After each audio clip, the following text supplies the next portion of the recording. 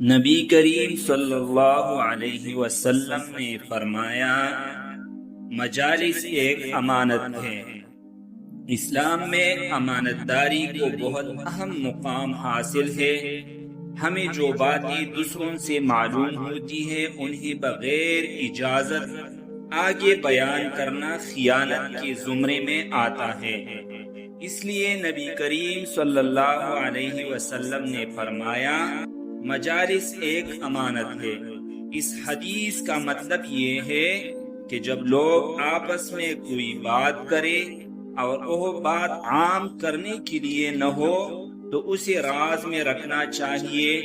اگر کوئی شخص کسی مجلس میں ایسی بات کرے جو ذاتی ہو یا حساس ہو تو اس بات کو دوسروں تک پہنچانا ناجائز ہے۔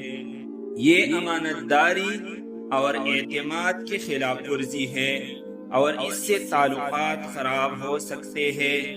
ہر مسلمان کا فرض ہے کہ وہ اپنی زبان کی حفاظت کرے اور ایسی باتیں آگے نہ پھیلائے جو کسی کو نقصان پہنچا سکتی ہو۔